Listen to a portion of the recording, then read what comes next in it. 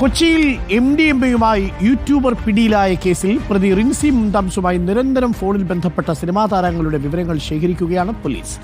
റിൻസിയുടെ mobile phone പരിശോധിച്ചതിൽ നിന്നാണ് വിവരങ്ങൾ ലഭിച്ചത്. സിനിമാ പ്രൊമോഷനുമായി ബന്ധപ്പെട്ടായിരുന്നു സംഭാഷണമെന്നാണ് താരങ്ങൾ പോലീസിന് നൽകിയ മറുപടി.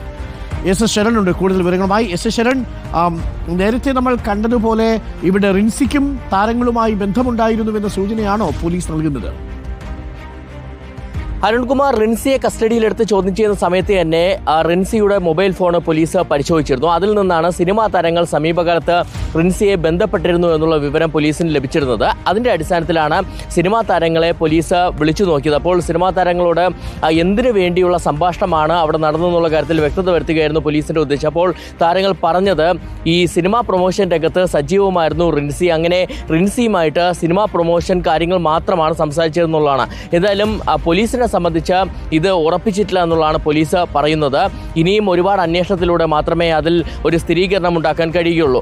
10 മാസങ്ങൾക്ക് മുൻപാണ് റിൻസി പാലച്ചൂട്ടിലെ ഫ്ളാറ്റ് വാടകയ്ക്കെടുക്കുന്നത്. അതിനുശേഷം ഇതൊരു പ്രധാന ലഹരി ഇടപാട് കേന്ദ്രമാക്കി മാറ്റിയെന്നുള്ളതാണ് പോലീസ് കണ്ടെത്തിയിരിക്കുന്നത്. പ്രത്യേകിച്ച് നിരവധി സിനിമാ പ്രവർത്തകർ നിരന്തരം ഈ ഫ്ളാറ്റിലേക്ക് എത്തുന്ന സാഹചര്യം ഉണ്ടായിരുന്നു. അതെല്ലാം തന്നെ പോലീസ് ഈ ഫ്ളാറ്റിന്റെ സന്ദർശക ലിസ്റ്റിൽ നിന്നും അല്ലെങ്കിൽ സന്ദർശക രജിസ്റ്ററിൽ നിന്ന് പോലീസ് സ്ഥിരീകരിക്കുകയും ചെയ്തിട്ടുണ്ട്. നിലവിൽ പോലീസ് ചെയ്യുന്നത് ഈ പ്രതികളുടെ CDR വിവരങ്ങളും ബാങ്ക് സ്റ്റേറ്റ്മെന്റും ഒക്കെ തന്നെ ശേഖരിച്ച് പരിശോധിക്കുകയാണ്.